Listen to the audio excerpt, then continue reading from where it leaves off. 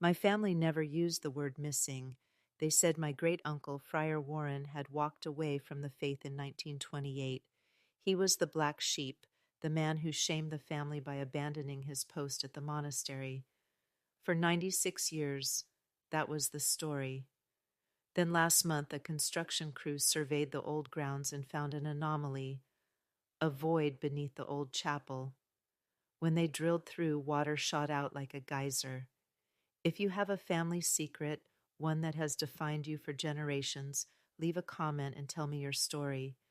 I think you'll understand mine. My name is Crystal Finch, and until last month I believed the story. Warren Finch was my great-grandfather's brother. In the only picture we have of him, he's sitting on a stone bench, wearing the heavy brown robes of his order. He looks thin, intense, and profoundly sad. My great-grandfather Arthur was a builder, a man who worked with his hands.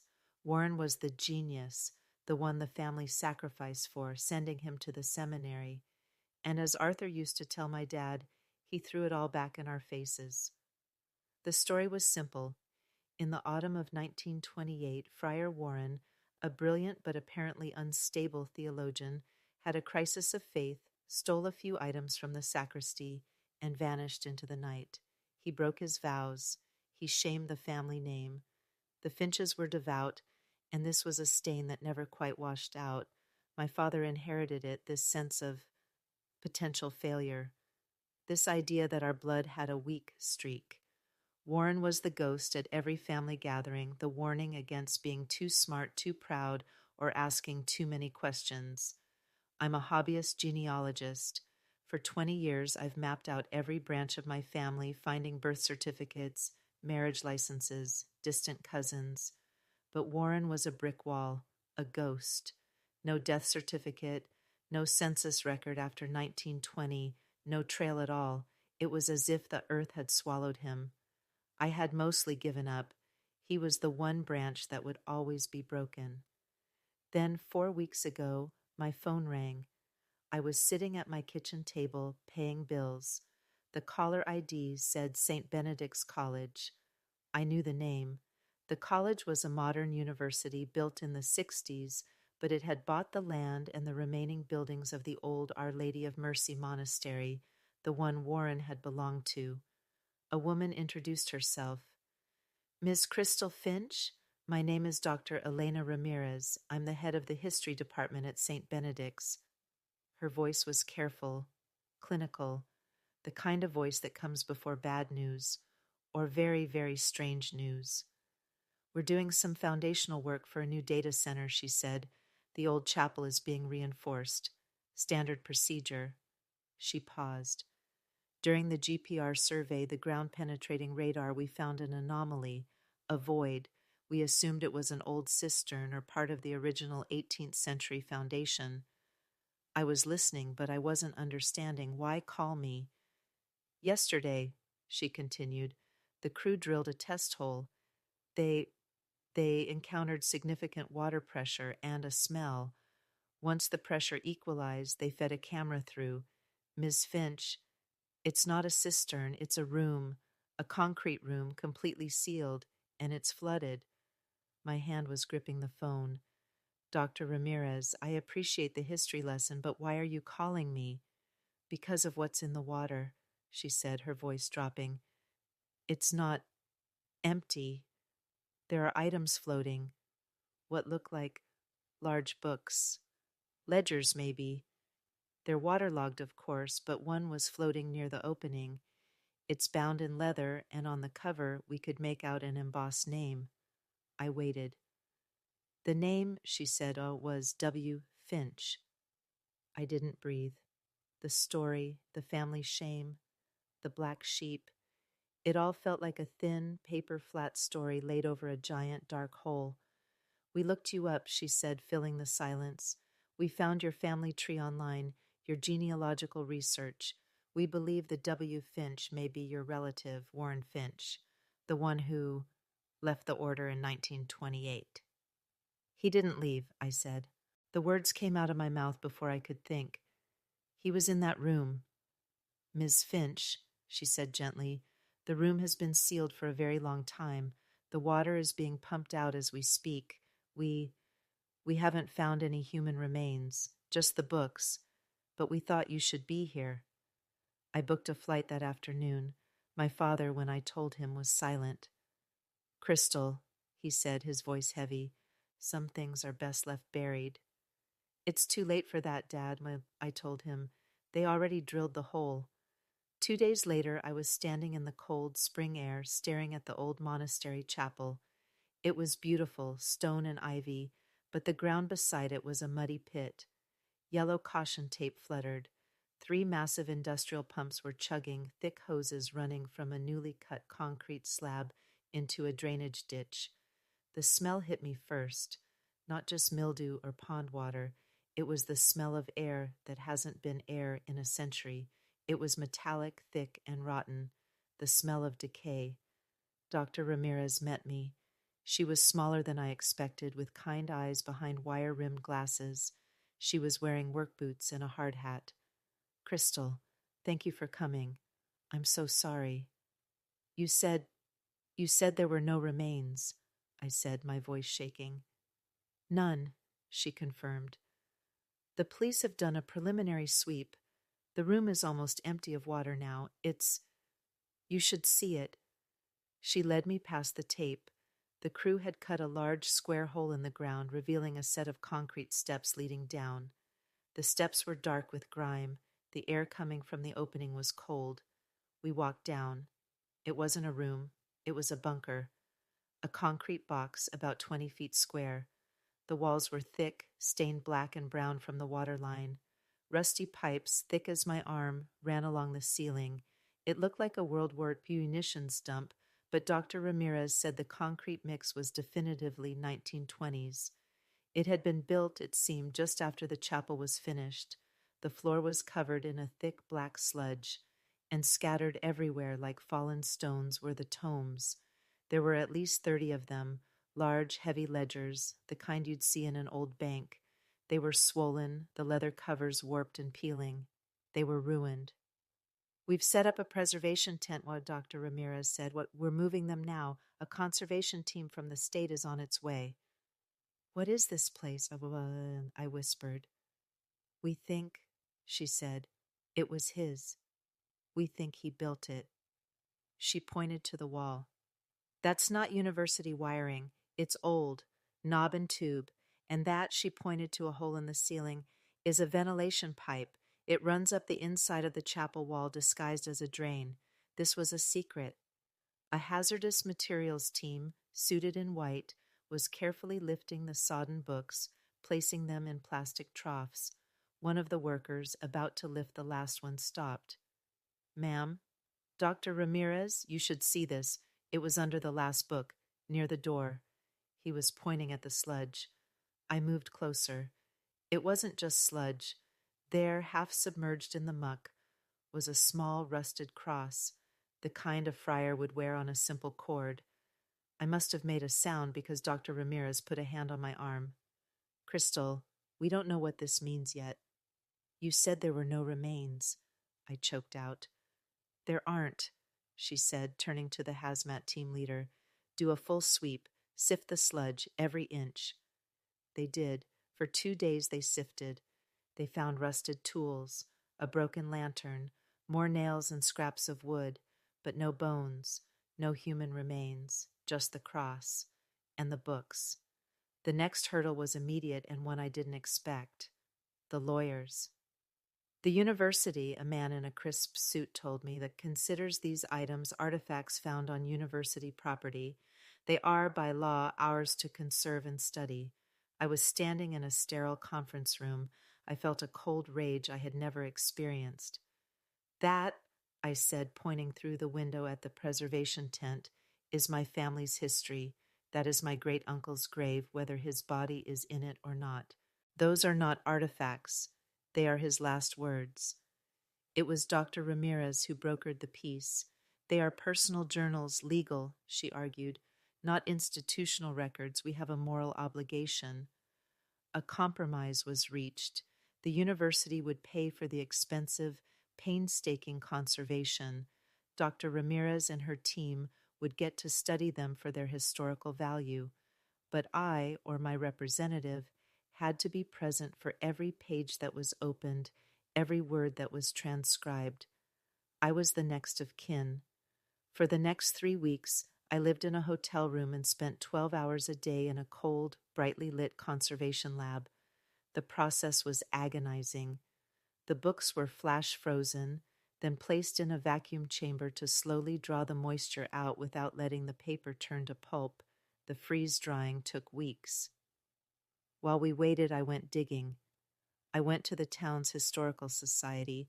I was no longer just a hobbyist, I was an investigator. If Warren built that room, why? And if he was in it, where did he go? The family story said he stole items from the sacristy. I checked the local 1928 newspapers. Nothing. No report of a theft. No report of a missing friar. The monastery had handled it internally. They had simply erased him. And then the first journal was ready. We sat at a wide white table. A conservator wearing white gloves used a delicate spatula to separate the first stiff, warped pages. The book was from 1923. The ink, high-quality iron gall, had held. It was faded and water-stained, but it was legible. And I heard for the first time my great-uncle's voice. His handwriting was small, precise. The early entries were what I expected. Theological meditations, notes on Aquinas, prayers. But he was different. He wasn't just devout. He was analytical. He was a scientist of faith. August 14th, 1923. The logic of Aquinas is a fortress, but I find myself pacing the walls, not sitting inside. I see the cracks.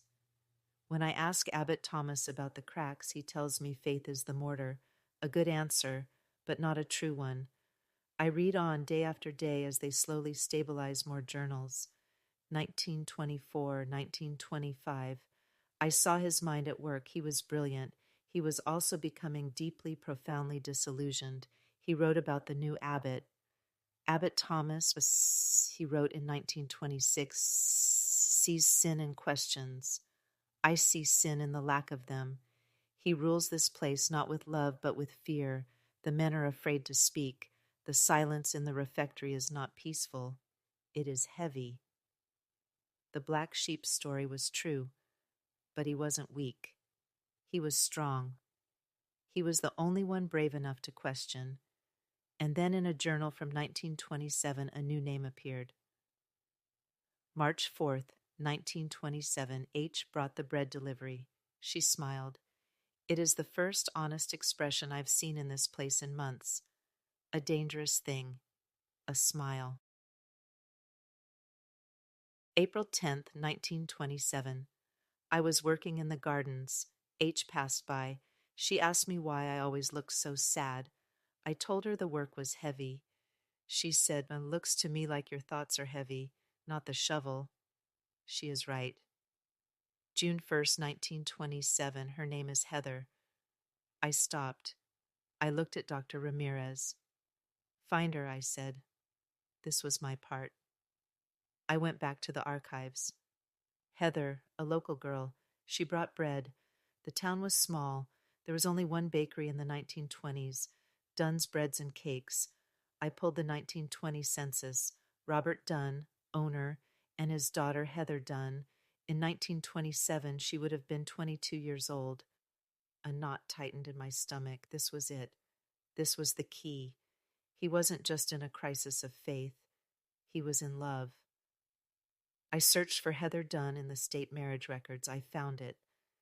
Heather Dunn marries Paul Kowalski, March 1929. 1929. Just a few months after Warren disappeared. Where was she now? She was almost certainly gone. I started searching for her descendants, Paul and Heather Kowalski. They had one daughter, Eleanor, born in 1930, in Chicago. I traced Eleanor. She had married, had a child, a granddaughter, a woman named Susan Peters, and her address was in Chicago. My hands were shaking.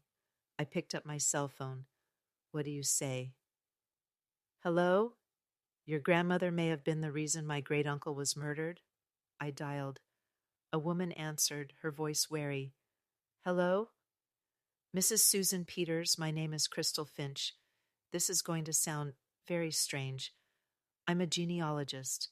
I'm researching my great-uncle Warren Finch, and I believe he may have known your grandmother, Heather Dunn.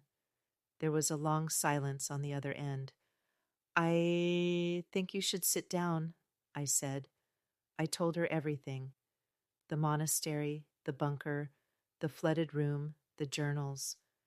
When I finished, Susan was quiet. I thought she had hung up. Susan? My grandmother, she said, her voice small and shaky. My grandmother, Heather. She died in 1995. She kept a box, a wooden box with a bird painted on it.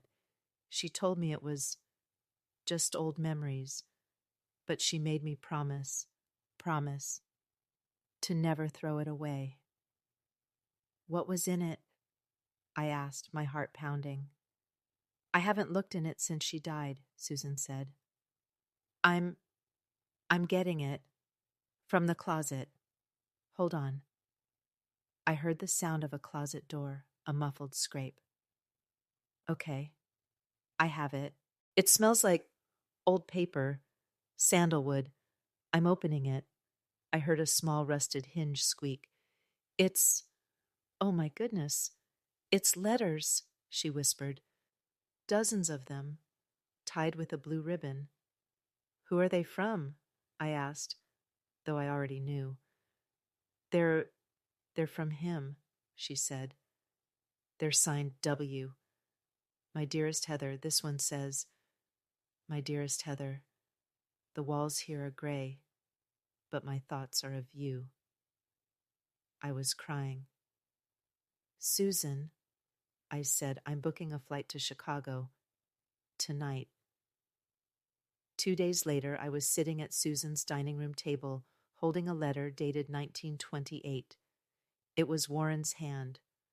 But this wasn't the cramped, precise script of the theologian. This was the flowing, passionate hand of a man in love.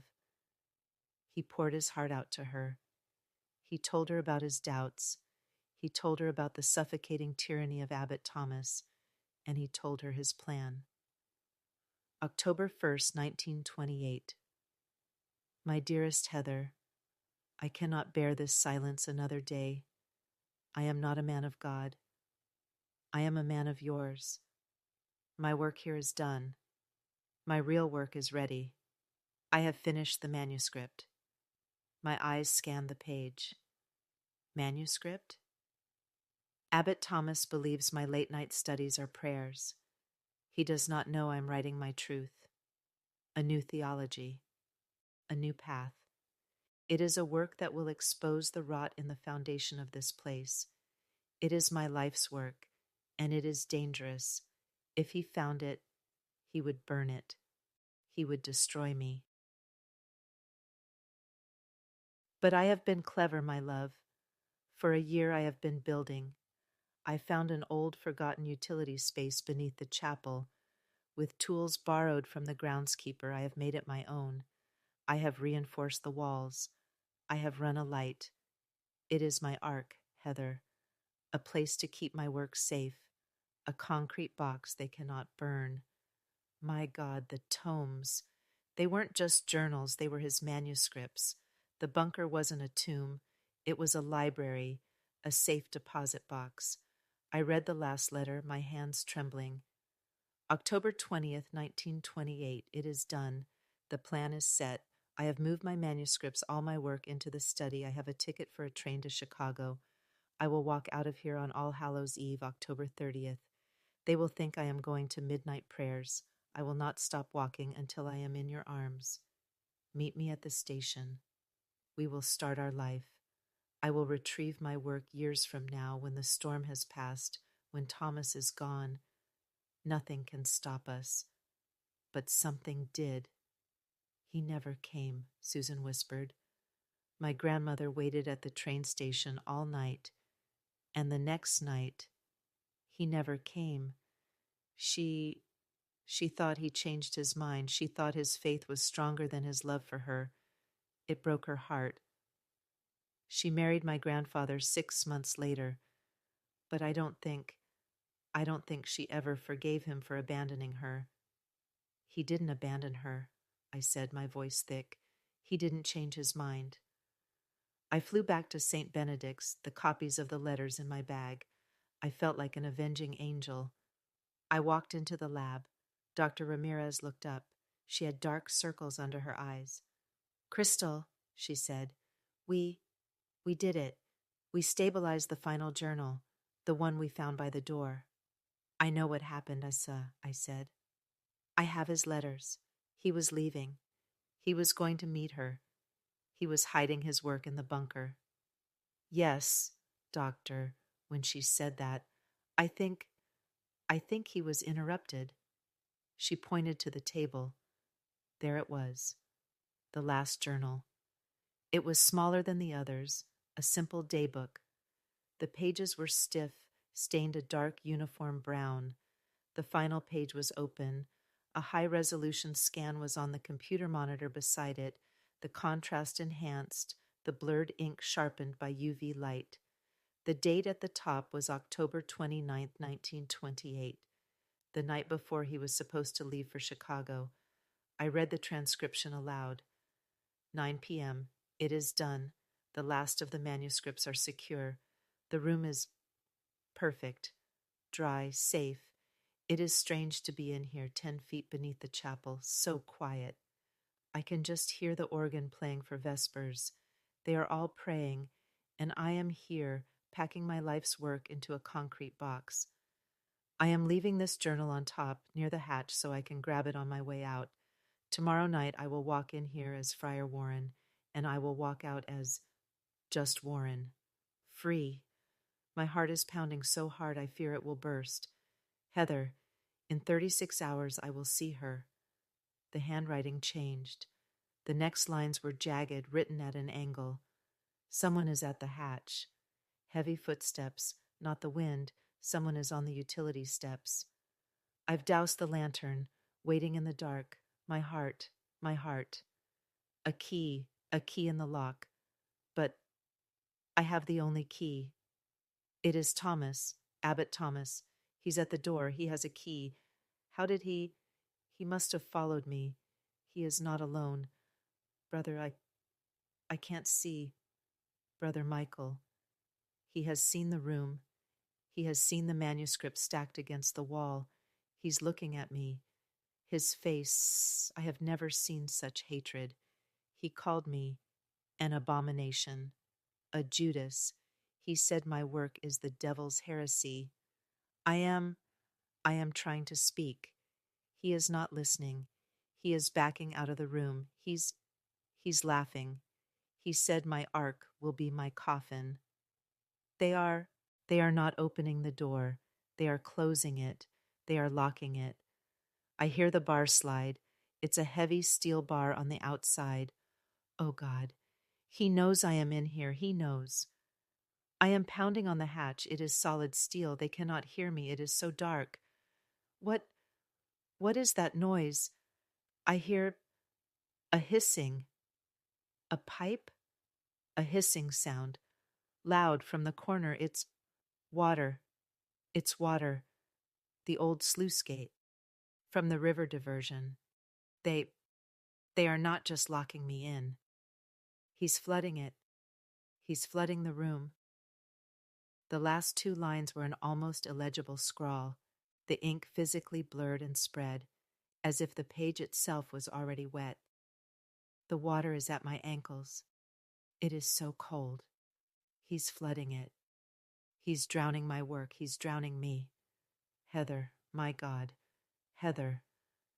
That was the last entry.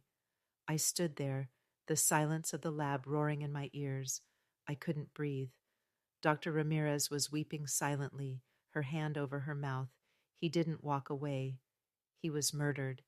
He was murdered by his abbot, a man of God who locked him in his own brilliant secret library and turned a valve. He was entombed with his life's work, and the water, the very thing meant to cleanse sin, was the murder weapon, the family story, the shame, the black sheep. It was all a lie fabricated by Abbot Thomas to cover his tracks. He had erased Warren from the monastery records, telling the Finches his son had abandoned them, stolen from the church, and run away, a sinner. And my great-grandfather Arthur, a devout man, believed him. He carried that shame. He passed it to my father, and my father passed it to me. A 97-year-old lie that had poisoned my family. The police were called, but it was a 97-year-old cold case. Abbot Thomas had died of a heart attack in 1952. Brother Michael, his accomplice, died in 1978. There was no one to arrest. There was no justice to be had in a courtroom. But that's not the justice I needed. The university, to their immense credit, was horrified. The story of what their predecessor institution had done, they knew they had to make it right. The tomes, the Warrens' manuscripts, were a total loss, or so we thought. But the water in its own strange way had preserved them. It was a low-oxygen environment. They hadn't rotted to pulp. They were sodden, warped, and fragile, but they were there. The university, led by Dr. Ramirez, put all its resources into one of the most complex paper conservation projects in history. It took 6 months. 6 months of me flying back and forth, watching as page by page my great-uncle's voice was pulled back from the water. His manuscript, the one Abbot Thomas tried to destroy, was called The Honest God. It wasn't heresy. It was beautiful. It was a plea for a faith based on humanity, on questions, on love, not on fear and blind dogma. It was decades ahead of its time. Which brings me to today.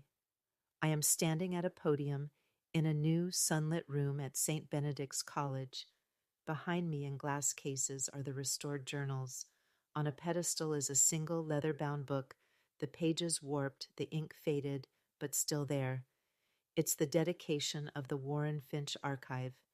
My father is in the front row. He is 78 years old, and he is crying for the first time I have ever seen. The shame he has carried his entire life is gone, replaced by a profound, aching pride. Susan is here, too. She holds a framed photo of her grandmother, Heather. Dr. Ramirez finishes her speech. Institutions are made of people, she says, and people fail. But the truth, as Friar Warren wrote, is buoyant. It will always eventually float to the surface. She introduces me.